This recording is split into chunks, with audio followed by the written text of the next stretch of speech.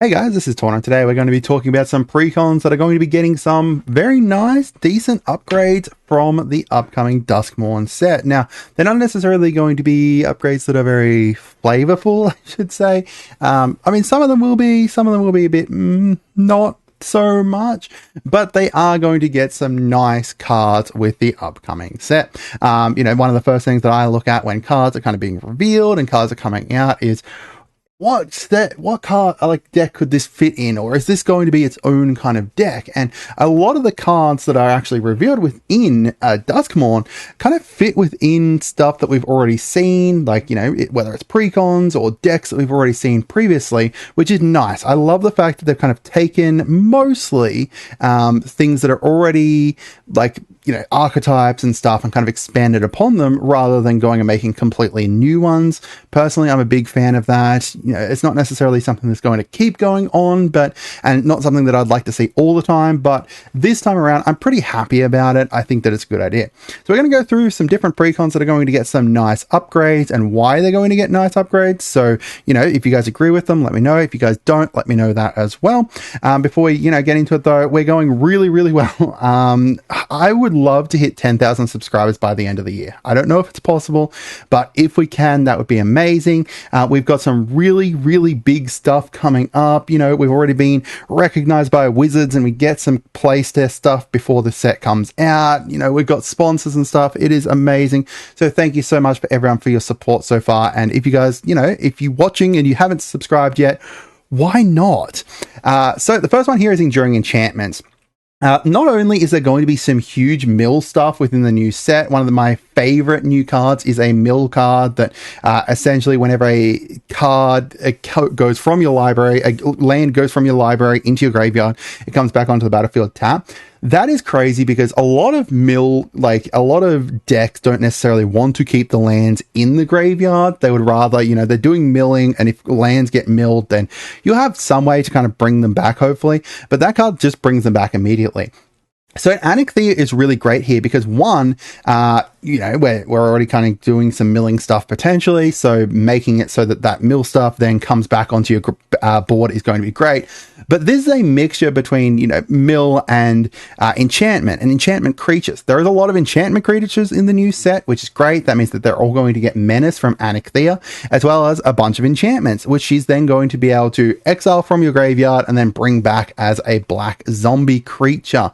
That is really awesome. Overall, the deck is very based around kind of ramping out your enchantments and getting out big enchantments, which is good because we're going to have a bunch of big enchantments coming with us, especially with, the new rooms and stuff. They're going to be decent here. Now, keep in mind that if you do bring a room back with Anarchia, I don't believe any of the rooms will be unlocked, right? Like, you got to unlock one of the doors. Later on, but still, you've got it there as a beat stick that you can then upgrade later on, which is pretty cool. Overall, a deck that's based around mills plus enchantments fits very well into a set that's based around mill and enchantments, right? Like based around graveyard stuff and enchantments. Anarchia is going to get some really great upgrades. Now, I personally have built it around Nasi and around sagas. There's not going to be all that many sagas. Actually, I don't know if we've seen any sagas at all so far for the new set. So if you have built it around Nasi, unfortunately, up shit creek without a paddle, but any of the other stuff that you've got in here is going to be really great within the set, from the set and then going into this deck. All right, the next one here is Graveyard Overdrive. Again, we talked about mill stuff. There is going to be some mill stuff in the new set, but the thing that actually is really great about this is the Delirium mechanic. So if you are using Dissa as the front commander, or actually even if you're using Conrad, is it Conrad, the secondary? Corum, the secondary commander, both are based around milling cards into your graveyard, and then you've got up here Dissa bringing them back and creating Tarmogoyfs, or you've got Corum being allowing you to resurrect things and getting more power based off the creature cards that are in your graveyard. But the great thing about the new set is that it's got a whole bunch of Delirium stuff, right? Now, Delirium is based off of how many card types that are within your graveyard. That is great for our Goyfs because some of the Goyfs are all based around like amount of card types, right? Like you've got card types here on Polygoyf, Barogoyf, I believe does, Polygoyf, Pyro, wow, they all have very similar names. Pyrogoyf does based off card types as well. So that means that, you know, in a set that's already based around you kind of having cards within your graveyard that are matching a whole bunch of different card types, that means that you're going to be able to do that anyway, which means that you're going to be able to potentially slot some of these in here really easily and really well because they are already, caring about the card types, right? Barogoyf already cares about the card types, so you potentially already have some battles or enchantment creatures, like you've got Nyx, what is it, the Nyx Spider? Is the Spider in here, or is that in the other one? No, that's in the other one, in the Enduring Enchantments. I was talking about this one here, the Nyx Weaver. You've got some good stuff in here, and adding in some more Delirium stuff and making it, Delirium focused alongside your Goyfs or alongside just milling everyone is a good idea. All right, next we've got the Desert Bloom one. Now, I'm mostly just talking about the couple kind of green mill stuff that has been announced so far. So if I bring that up for you, like the stuff that has been announced so far for mill, three of them are different green ones. This one here is the one I was talking about, the Hex Shredder, which is when it attacks, mill 2, and then whenever one or more lands are put into your graveyard from your library, put them back onto the battlefield tapped. That is insane for Yuma, right? Because Yuma is whenever a desert is put into your graveyard from anywhere, but once they get in there, you've got to bring them back with other stuff. This is just boom, they are back. We've also got Patchwork Bestie, which is one that I actually really like. Now, it can't attack unless you've got 4 or more card types in your graveyard, but this here is at the beginning of your upkeep, you may mill a card for 1 green. That is a crazy good milling card, in my opinion. It's also an artifact creature, so it's going to, work towards any Delirium stuff you've already got, which is really good. Alongside the same thing, Mothman. So I'm kind of talking about a lot of different mill stuff at the moment, or not just mill stuff, just like, stuff that cares about mill, because that's one of the big things within this set, is that, it's not just mill, I guess. It's about putting stuff into your graveyard. So like there's like a new black, a graveyard tutor as well. Which one is it? Cyclonic Loner here. At the beginning of your second May phase, if it's tapped, you may search your library for a card and put it into your graveyard, then shuffle. That is going to allow you to be able to easily, essentially tutor up all of your Goyfs for Dissa. It's really good. So, there's some nice kind of big stuff around that, and just, getting stuff into your graveyard and caring about your graveyard, which is what, like, the mutant, the Wise Mothman can do. It is mostly around mill, so there's a couple new mill things in there, but even like, for example, which one am I trying to think of? The Master Transcendent. This is put a target creature in a graveyard that was milled this turn onto the battlefield under your control. So it does have to be milled, but anything that, can proc up the mill and everything is going to be good. The mutant one is probably the one that gets the least upgrades from the new set, just because it is more focused around mill rather than just kind of graveyard stuff. But overall, I think that it is going to get potentially some cards from the new set that you're going to be able to slot in here. All right, the next one here is the Divine Convocation. Now, this is a precon that's obviously built mostly around Convoke, and then also having your creatures tapped. So stuff like that cares about, like the Goblin Medics. When it becomes tapped, it deals damage, etc., etc. Stuff that cares about your creatures being tapped and stuff. This is really nice with the new Survivor mechanic. So if we look up... I think if I just look up tapped, it should come up. So the new Survivor mechanic here is at the beginning of your second main phase, if this is tapped, put a, this one's here, put a flying counter on it, or Glimmer Seeker at the beginning, draw a card if you don't control a Glimmer. If not, get a +1/+1 white Glimmer. So the fact that it's kind of built around creatures being tapped at your second main phase means that the Divine Convocation one is tapping your creatures anyway to be able to get benefits from Convoke. So you can convoke your stuff, and then in the second main phase, they are tapped.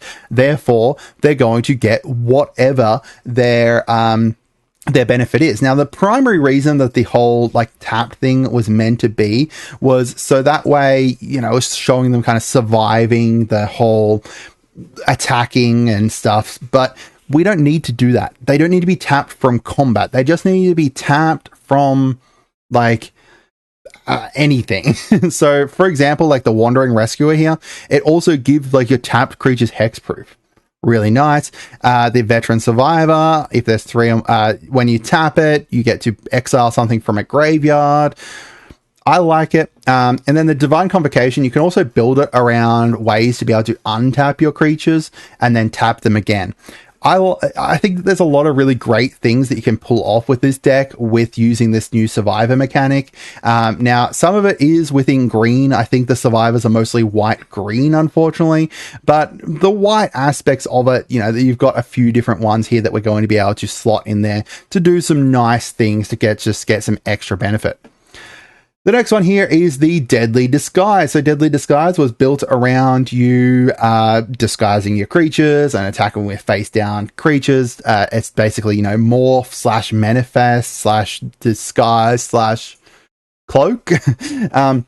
But, you know, there's a lot of nice cards that are coming. Now, I believe that Manifest Dread is green-blue in the set, but it looks like there's going to be a little bit on a few different colors. So, you know, you've got your green here. Whenever a face-down permanent you control enters, search your library for a basic. We've got Turn Inside Out. Give something +3, and then when it dies, when it dies this turn, Manifest Dread. You know, there's some nice stuff here, like the Hauntwood Shrieker. Reveal target face down card. If it's a creature, you may turn it face up. So just some benefits for having those face down creatures, and then also, you know, just being able to manifest dread and stuff with them. We also know that there is a Manifest Dread Precon coming out, so therefore you're going to be able to get some more cards from that potentially. Keep in mind that again, the Manifest Dread is going to be blue-green. We can take all the green cards from it, as well as, you know, if there's any blue or white manifest cards, we've got the kind of options there as well. Keep in mind that also the search doesn't entirely work properly. Like, we know that there's at least one other white card here that is a Manifest Dread, but yeah, it's not showing up there for some reason. All right, and the last one here is the Ruinous Powers. So this one is it's more like a bonus one.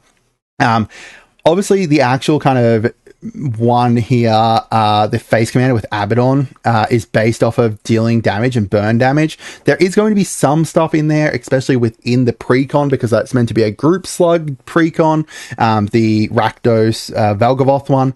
However, what I was actually kind of looking at, which those cards will definitely be able to go into Abaddon. My Abaddon deck runs a lot of different kind of like burn cards, or at the beginning of your upkeep, do this and then deal damage to people and stuff, which assumedly, you know, a group slug deck likely does. But what I was actually talking about was Be'lakor demons. There is going to be a few more demons coming with Duskmourn, and while demons aren't exactly a super kind of fleshed out color combination, not color combination, just a super fleshed out kind of kindred / whatever, they are a nice one, and there is going to be at least some within Duskmourn. So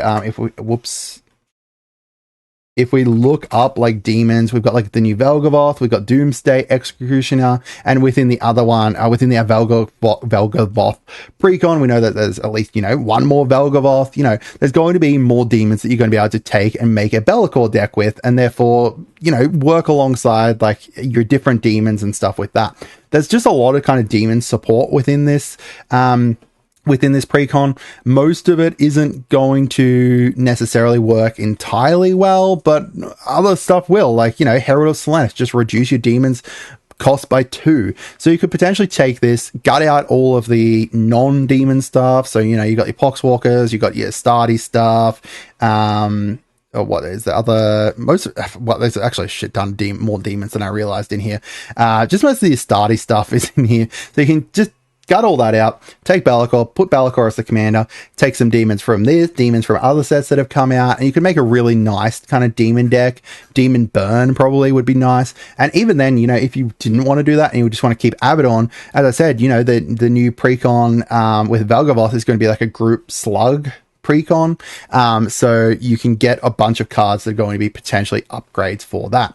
So I'd love to hear from you guys as to what you think of these Precons and them getting upgrades within this set. You know, Anakthea, we've got Dissa. So this is Enduring Enchantments, Graveyard Overdrive. We've got the Desert Bloom one. We've got Deadly Disguise, Divine Convocation, as well as the Ruinous Powers. I hope you guys had a great day and goodbye.